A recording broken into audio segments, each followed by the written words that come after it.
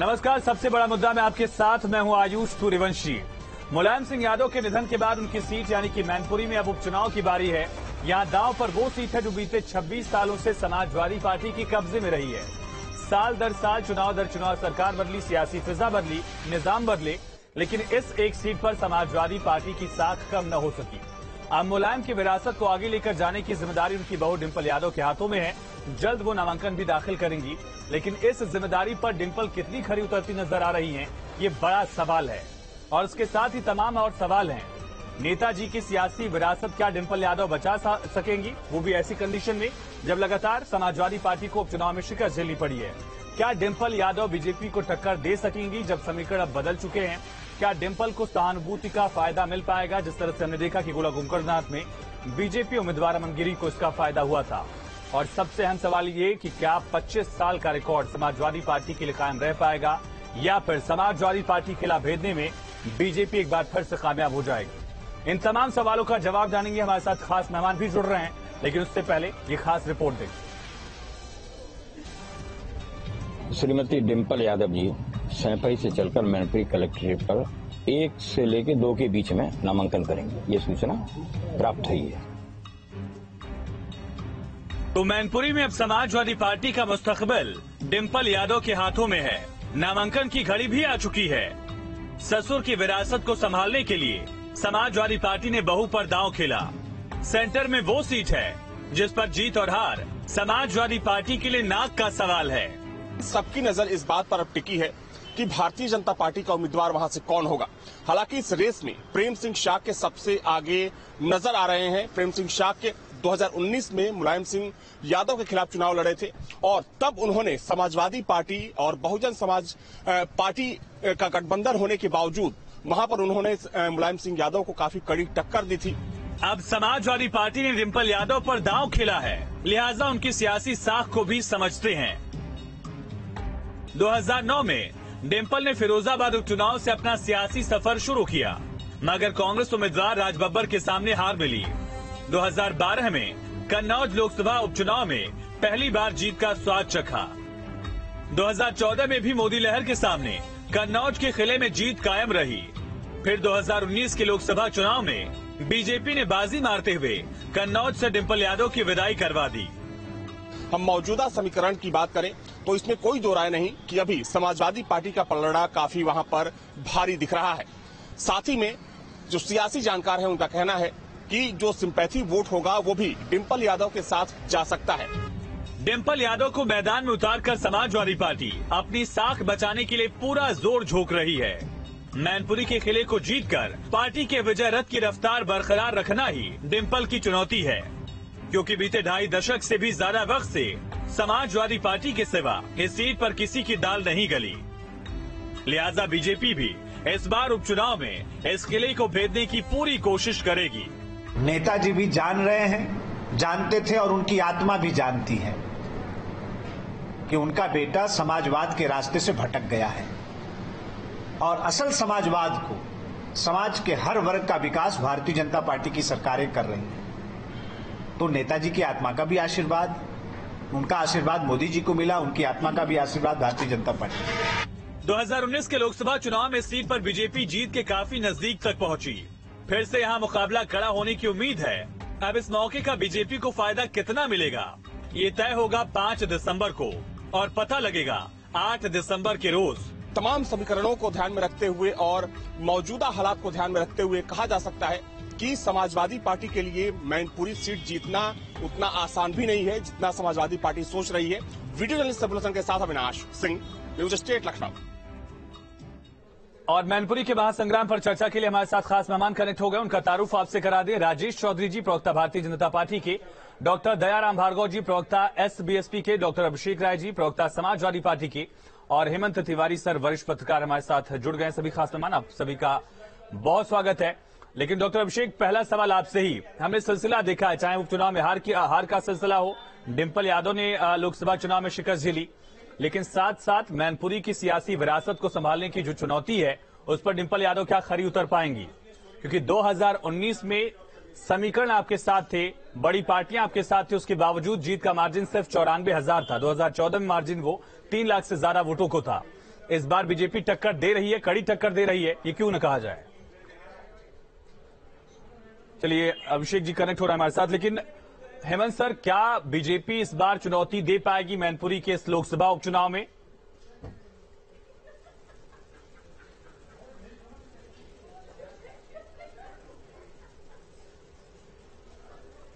Hemant sir सुन पा रहे हैं क्या आप? चलिए शायद आवाज नहीं पहुंच रही। राजेश जी आपको आवाज मिल रही मेरी?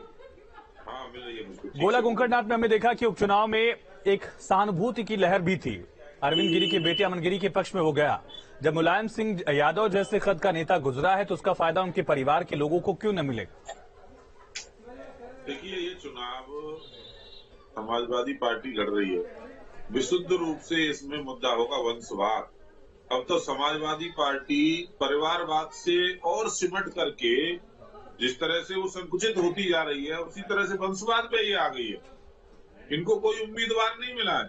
डॉक्टर साहब बहुत अच्छे आदमी है, राय साहब हमारे सामने डिबेट में बैठे हुए हैं। डॉक्टर साहब जैसे किसी कार्यकर्ता को लड़ना चाहिए था, इनको एक कार्यकर्ता नहीं मिला पूरे मैनपुरी लोकसभा क्षेत्र में। डॉक्टर साहब पूर्वांचल से लड़ेंगे, यादव लैंड से थोड़ी लड़ेंगे। लेकिन सवाल यहाँ पर यह है कि ये मुद्दा जब आप उठाते हैं, नहीं राजेश जी, जब ये परिवारवाद का मुद्दा उठाते हैं तो फिर कल्याण सिंह की फैमिली का जिक्र होता है। 3 पीढ़ियां वहां पर भी पॉलिटिक्स में आपके यहाँ, सवाल वहां भी उठेगा। हाँ देखिए, वो सब कार्यकर्ता लोग हैं।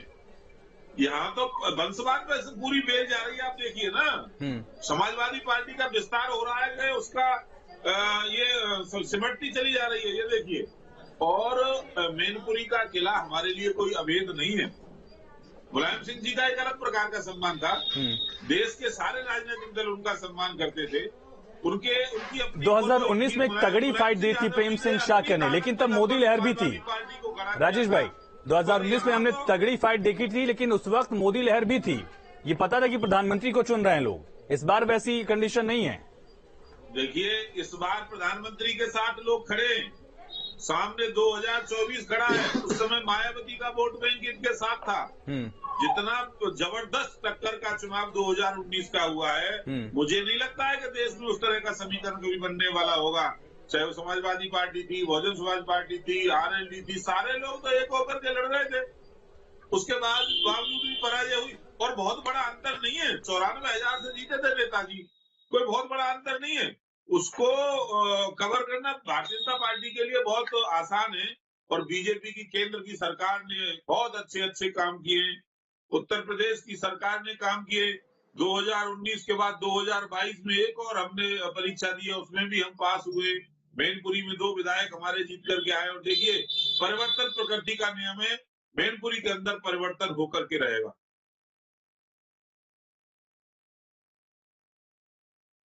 समाजवादी पार्टी की किले की ईंटें कमजोर कर दी थी बीजेपी ने। आखिरी चोट देने की बारी है। जीत का मार्जिन बहुत ज्यादा था नहीं उस वक्त, और वो पार्टी जो आपके साथ थी वो भी इस वक्त नहीं है। अकेली लड़ाई आपकी सीधी बीजेपी से है। आयुष जी, आवाज आ रही है? जी जी। देखिए, अभी राजेश भाई बोल रहे थे, बहुत प्रबुद्ध प्रवक्ता है और बहुत अच्छे से चीजों को डिस्क्राइब करते हैं। लेकिन कहते हैं आत्ममुखता में ये इतने खो गए हैं कि शायद अपनी कही बातें माननीय प्रधानमंत्री जी जो मन से बातें कहते थे उसी को भूल गए। 2013 में माननीय प्रधानमंत्री जी जब मन से भाषण देते थे, कहते थे रुपया जो है डॉलर के मुकाबले आईसीयू में। साहब, आज रुपया कहाँ है और डॉलर कहाँ है, लोगों के अंतर समझ में आ रहा है। महंगाई की बात करते थे, तब डायन होती थी, आज पता नहीं क्या बन गई। राजेश भाई शायद ज्यादा बेहतर बता पाएंगे। बेरोजगारी की बात करते थे, तमाम मुद्दे तमाम चुनाव में आप लोगों की तरफ से उठाए गए हैं, उसका फायदा कितना मिला हमने देखा है। मेरी बात कब नहीं, मैंने राजेश भाई से भी सवाल पूछा था, आपसे भी पूछूंगा, ये मेरा हक है। मैं वही पूछ रहा हूँ कि मुद्दे अगर इसी मुद्दे पर आप लड़ेंगे तो नतीजा कैसे बदल जाएगा जो पहले के चुनाव में नहीं हुआ? नतीजा मैं आपको वही चीज बता रहा हूँ। मैनपुरी कहते हैं समाजवादियों का गढ़ा है, पर लगातार पिछले 26 साल से वो सीट हम लगातार जीतते जा रहे हैं। इस बार आदरणीय डिम्पल यादव जी वहां से चुनाव लड़ने उतरी हैं और वो लगातार हमारे कहते हैं आज छोटे से छोटे कार्यकर्ता के साथ, हर बड़े कार्यकर्ता के साथ। अभिषेक भाई, आजमगढ़ का उपचुनाव मुझे याद आता है, वहां पर आपने भी जिम्मेदारी निभाई थी, प्रचार किया था।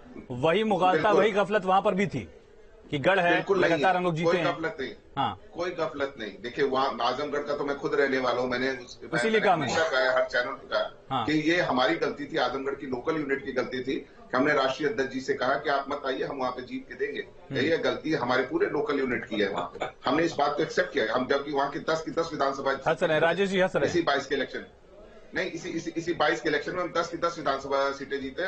कई सीटों में भारतीय जनता पार्टी अपनी जमानत बचाने के लिए मुश्किल हो गया था उनको। तो ये अलग बात है, आजमगढ़ अलग परिवेश है, मैनपुरी अलग परिवेश है, और वहां पे समाजवादी पार्टी पूरी ताकत के साथ लड़ रही है। हमारा हर कार्यकर्ता लड़ रहा है, और वहां नेताजी को श्रद्धांजलि देने का वहां की जनता चुनाव लड़ रही। समाजवादी पार्टी वहां चुनाव नहीं लड़ रही।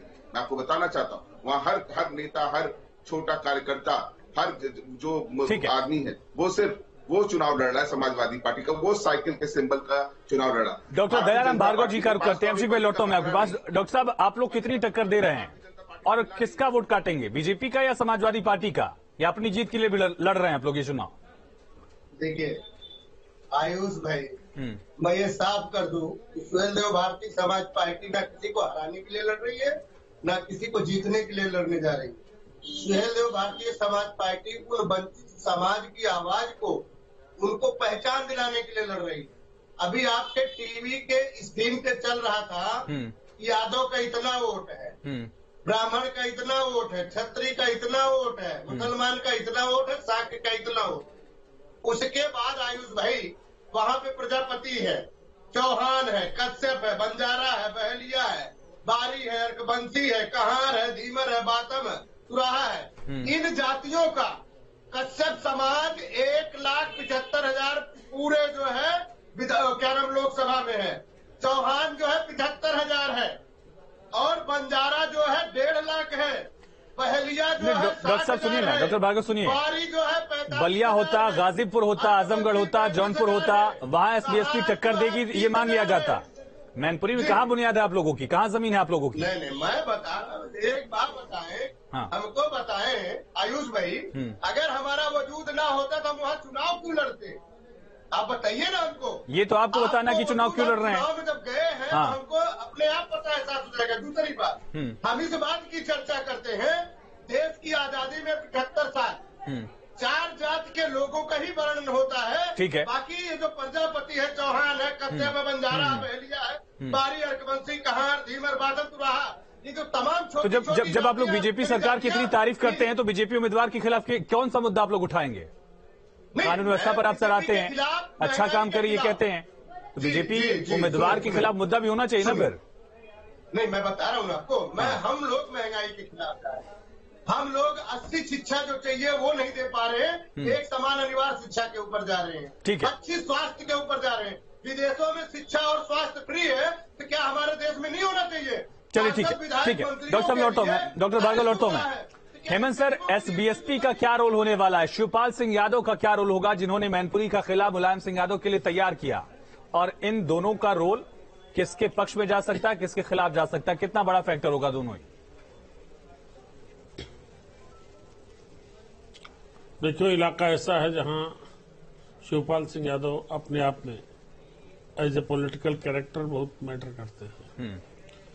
नेताजी ने जब अपनी असेंबली सीट छोड़ी थी जसवंत नगर, तो शिवपाल सिंह के हवाले की थी, और यही जसवंत नगर एक ऐसी सीट है जो यादव परिवार में झगड़े की सबसे बड़ी वजह बनी। यानी जो रामगोपाल यादव और शिवपाल यादव का झगड़ा शुरू हुआ, जो आज तक किसी फैसले तक नहीं पहुंचा, वो जारी है। उसकी वजह जसवंत नगर सीट थी, जो एक बहुत इंपॉर्टेंट असेंबली सेगमेंट है मैनपुरी सीट का, लोकसभा सीट। बिल्कुल। देखिए, मैनपुरी लोकसभा सीट दोनों के लिए खतरनाक है। भाजपा के लिए भी टेंशन की बड़ी वजह है, समाजवादी पार्टी के लिए शायद थोड़ा और ज्यादा टेंशन की वजह है। कारण इक्वेशन, आप 19 से तुलना करें, 19 में जब इस प्रदेश का, उत्तर प्रदेश की राजनीति का सबसे डेडली कॉम्बिनेशन यानी मारक गठबंधन समाजवादी पार्टी और बहुजन समाज पार्टी का हुआ, तो आपने यही इसी मैनपुरी के मंच पर बरसों बाद मैं कहूंगा दशकों बाद मायावती और मुलायम सिंह को एक मंच पे देखा। बिल्कुल, उस जगह मैनपुरी थी, उसके बावजूद आपने जीत का फर्क देखा कितना, 90,000 के आसपास। यही प्रेमपाल शाह के चुनाव लड़ रहे थे। फिर 19 आता है, 19 में ये राजभर जी साथ इनके थे और छोटी जातियां साथ थी, उसके बावजूद 2-2 गया, यानी 4 असेंबली सीटों में 2 भाजपा को और 2 इनको गया समाजवादी पार्टी को, जिसमें जसवंत नगर भी शामिल थी, याद रखिएगा। बिल्कुल। तो ऐसी सूरत में जसवंत नगर सीट बहुत मैटर करती है, और मुझे लगता है कि डिम्पल यादव के अलावा और कोई ऑप्शन बचा नहीं था जहां एक इमोशनल कार्ड भी खेला जा सके नेताजी की विरासत को बचाने का। हालांकि एक बात बता दूं आयुष जी, एक बड़ा अवसर था अखिलेश यादव के पास, अगर दूरंदेशी की राजनीति करते हैं वो, तो शिवपाल चचा को मनाते, कहते कि चचा आपको प्रदेश देश की राजनीति करनी है, आप आइए, आपकी दृष्टि में वैसे मैनपुरी सीट थी, आइए यहाँ लड़िए। परिवार में जो टूट है, वोट बैंक में जो फूट पड़ती है, उससे बच सकते थे डॉक्टर अभिषेक आप लोग, लेकिन वो मौका गंवा दिया, जिसका जिक्र हेमंत सर कर रहे हैं। देखिए, इसमें मैं आपको बता रहा हूँ, एक बहुत बड़ा अवसर आयुष था। हाँ, कि चचा को बचाते, चचा को बनाते, उनको साथ रखते। उसी पर सवाल पूछा मैंने, जहाँ से उसी पर सवाल पूछा समाजवादी पार्टी से कि एक बड़ा मौका था आप लोगों के पास कि पार्टी और परिवार में जो टूट था उससे भी बच सकते थे, वोट बैंक में फूट न पड़े इसकी भी कोशिश कामयाब हो सकती थी, लेकिन चूक गए आप लोग। अभिषेक जी, आयुष भाई, मुझे एक स्टेटमेंट ऐसा बता दे आदरणीय शिवपाल जी का, जिसमें उन्होंने ये कहा हो कि वो डिम्पल जी की उम्मीदवारी पे कोई प्रश्न चिन्ह लगा रहे हैं। अभिषेक तो उन्होंने कहा कि मुझे पता ही नहीं है कि क्या फैसला है, मीडिया के जरिए, आप लोगों के जरिए पता चल रहा है। सोचिए कितनी बड़ी विडंबना है। नहीं, कितनी बड़ी विडंबना है। आयुष भाई कंप्लीट होने दें प्लीज, मेरे स्टेटमेंट कंप्लीट होने दें। मैंने बोला गोरखपुर में उन्होंने जो भी स्टेटमेंट दिया, उन्होंने प्रगतिशील समाजवादी पार्टी को लेके दिया, और उससे कहीं भी समाजवादी पार्टी को कैंडिडेट तय करने के लिए या कुछ करने के लिए उन्होंने नहीं कहा। और वो चाचा है, वो हमेशा उनका आशीर्वाद रहा है, माननीय राष्ट्रीय अध्यक्ष जी के साथ रहा है, माननीय आदरणीय डिम्पल यादव जी के साथ रहा, और अभी भी सब लोग मिलकर चुनाव लड़ रहे हैं वहां पे। मैंने बोला ना, वो चुनाव समाजवादी पार्टी नहीं लड़ रही है, वो चुनाव वहां के कार्यकर्ता लड़ रहे हैं, वहां की जनता लड़ रही है, आदरणीय नेताजी को श्रद्धांजलि देने। राजेश चौधरी जी, मैनपुरी आजमगढ़ नहीं है, मैनपुरी रामपुर नहीं है, मैनपुरी मुलायम सिंह यादव का गढ़ रहा है। आप लोग कंफ्यूज कर रहे हैं उससे, आजमगढ़ और रामपुर जैसी सीटों से। नहीं, आप मैनपुरी की तुलना आजमगढ़ और रामपुर से कर रहे हैं, आपकी सोच हो सकती है और ठीक हो सकती है, मैं मानता हूं इस बात को, पर हमारे लिए रामपुर ज्यादा कठिन था, हमारे लिए आजमगढ़ ज्यादा कठिन था, जहां हमारे पास एक भी विधायक नहीं था। हमारे यहाँ 2 विधायक हम जीत करके आए, और एक उत्तर प्रदेश सरकार में जयवीर सिंह जी मिनिस्टर हैं, अपने आप में दमखम रखते हैं, अपने जनाधार वाले नेता हैं, शहर वाली और समाजवादी पार्टी से लड़ने का उनका इतिहास रहा है। और वहाँ मुद्दा ये नहीं है, मुद्दा वंशवाद या राष्ट्रवाद है। मुलायम सिंह जी तो थे, उन्होंने अपने पुरुषार्थ के दम पर समाजवादी पार्टी को खत्म किया, ये भी जानते हैं मैनपुरी के। नहीं, जैसे राजेश जी, मैंने अभिषेक भाई को रोका, महंगाई का मुद्दा, गिरते रुपए का मुद्दा, सुनिए आप ही से पूछ रहा हूँ, सुन लीजिए ना। उसी तरह से ये राष्ट्रवाद का मुद्दा, वंशवाद का मुद्दा 2019 में आप लोग उठा चुके हैं। मुद्दे न उनके लिए बदले, न आपके लिए बदले, नतीजा कैसे बदल जाएगा? वहाँ के लोग ये भी जानते हैं, जिस तरह से रामगोपाल यादव जी ने और अखिलेश यादव जी ने मिलकर के मुलायम सिंह यादव जी को राष्ट्रीय अध्यक्ष पद से हटाया था, कितना सम्मान दिया था, ये भी जानते हैं मैनपुरी के लोग। उनके मन में ये भी घाव है, ये भी पीड़ा है कि अखिलेश यादव का क्या व्यवहार अंतिम समय में मुलायम सिंह जी के साथ रहा है। उसी मैनपुरी लोकसभा के अंतर्गत तो अखिलेश जीत के गए करहल सीट से। सर, मैनपुरी में क्या मंत्री को हराया, केंद्रीय मंत्री देखिएगा ना, केंद्रीय मंत्री आ रहे हैं, केंद्रीय मंत्री को हराया, तो कहाँ खड़े हैं वो आज? इस्तीफा नहीं दिया केंद्रीय मंत्री का, अभी तक विधानसभा नहीं जीत पा रहे हैं। 2012 के केंद्रीय मंत्री को तो नैतिकता के आधार पर इस्तीफा दे देना चाहिए था। लगातार गिर रही है राजेश भाई, हर चुनाव को। राजेश भाई, केंद्रीय मंत्री जी को तो इस्तीफा दे देना चाहिए था नैतिकता के आधार पे, कि वो कहते हैं कि एक विधानसभा की सीट हार जा रहे हैं और सांसद बन के मंत्री पद का लाभ उठा रहे हैं। नैतिकता भी कोई चीज होती है, वो कितने बुरे मार्जिन से हारे सबको पता है। राष्ट्रीय अध्यक्ष जी ने कितने मार्जिन से हराया उनको। राजेश जी, बहुत संक्षेप में जवाब, उसके बाद मैं डॉक्टर दयाराम जी के पास जाऊंगा आखिरी रिएक्शन के लिए। देखिए, यदि आप आंकड़ों की बात करेंगे तो आंकड़े समाजवादी पार्टी के विरोध में है। बसपा का अपना अस्तित्व से नकारा नहीं जा सकता है, बेशक, और इनका जो M/Y का फैक्टर है वो कितना कामयाब होगा ये देखिएगा। ये राष्ट्रवाद का चुनाव है, ये केंद्र सरकार के भविष्य का चुनाव है, ये तय करेगा सरकार। डॉक्टर दयाराम, अगर क्लोज फाइट होती है तो SBSP खेल बिगाड़ भी सकती है, किंग नहीं लेकिन किंग मेकर तो साबित हो ही सकते हैं सीट के लिए। किसका खेल बिगाड़ेंगे?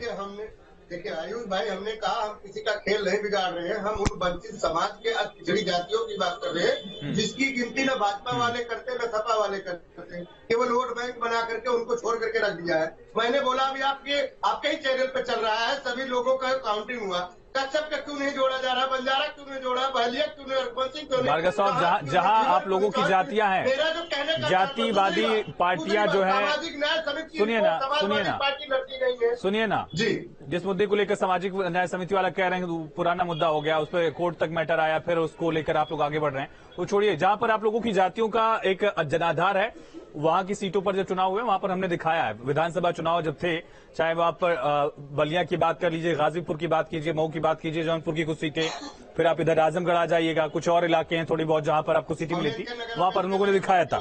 ये सवाल मत उठाया करिए। बहुत शुक्रिया आप सभी का इस खास चर्चा में जुड़ने के लिए, आप खास मेहमानों का अपना पक्ष रखने के लिए, बातें रखने के लिए।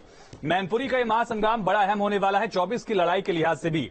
अगर समाजवादी पार्टी अपने खिलाफ बचाने में कामयाब हो जाती है तो 24 की लड़ाई के लिए समाजवादी पार्टी के कार्यकर्ताओं को मोराल हाई होगा। लेकिन अगर बीजेपी जैसे रामपुर और आजमगढ़ लोकसभा उपचुनाव में उलटफेर बीजेपी ने किया था, वैसा अगर नतीजा आता है तो यकीनन समाजवादी पार्टी के लिए 24 की लड़ाई बेहद कठिन होने वाली है। साथ ही साथ एसबीएसपी और शिवपाल यादव का रुख क्या होगा,